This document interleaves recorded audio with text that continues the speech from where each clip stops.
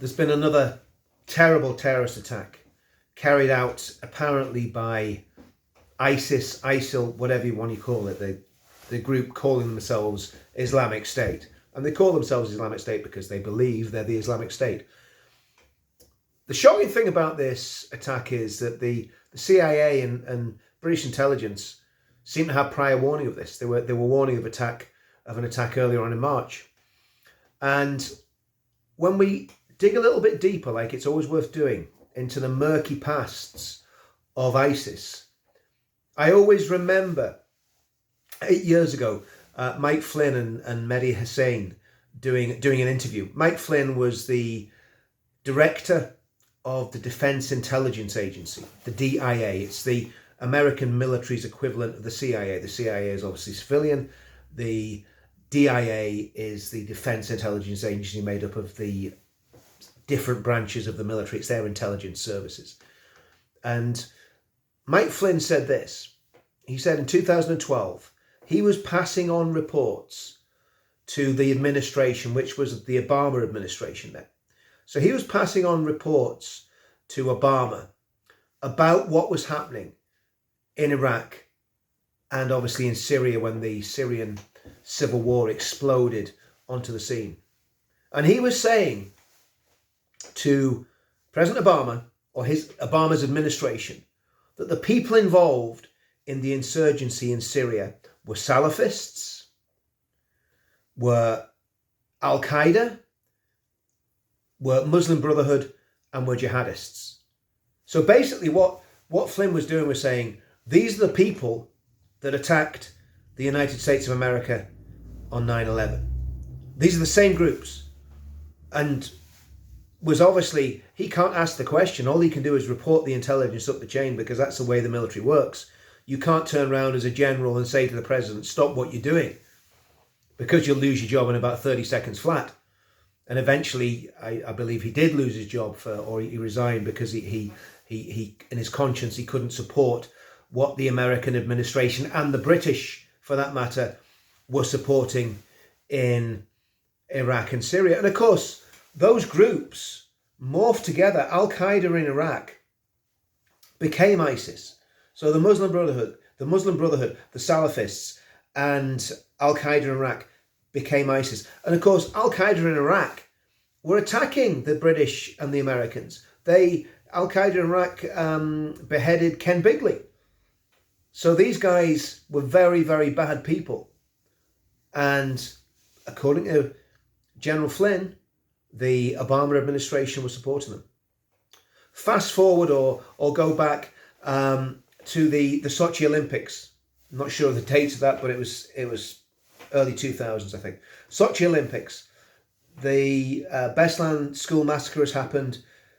Putin is probably quite rightly hyper paranoid about jihadists, and there's a dispute between Putin and the Saudi regime. And again, this was reported in the press at the time. The Saudi regime go to Putin before the Sochi Olympics, and they're talking about oil price fixing, the cartel, the oil cartel. And as far as I remember, it could be either way, but as far as I remember, I'm going straight from memory here, so if I'm wrong on this, you can call me out. But as far as I remember it, I think Putin wanted to drop the price of oil because he could pump it cheaper and sell it cheaper and undercut the Saudis. And the Saudis obviously wanted to keep the price inflated. I think that was the order of march. So the Saudis go to Putin and just whisper in his ear about this price fixing wheeze that they're all up to. And they say to Putin, you know those jihadists that's been threatening to attack the Olympics and that are causing you all those problems in Chechnya? Well, we control them. And we can control them. And of course, if you don't do as we ask in terms of price fixing with the oil, well, we might not be able to control them. That was the conversation that was had between the Saudis and the Russians. And now what you've got tonight is this horrendous jihadist attack.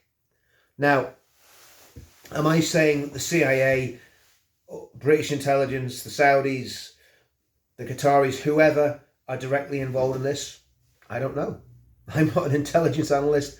I'm not privy to that sort of information. But what we can say is that in the 1979 to whenever it was 91, 92, when the Russians eventually pulled out of Afghanistan, that the CIA, British intelligence, British special forces were fighting on the side of the Mujahideen against the Russian army in Afghanistan. We know that happened.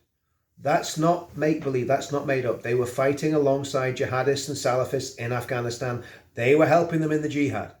We know that in the Balkans, that the British and American intelligence agencies turned a blind eye to what jihadists were doing from the United Kingdom.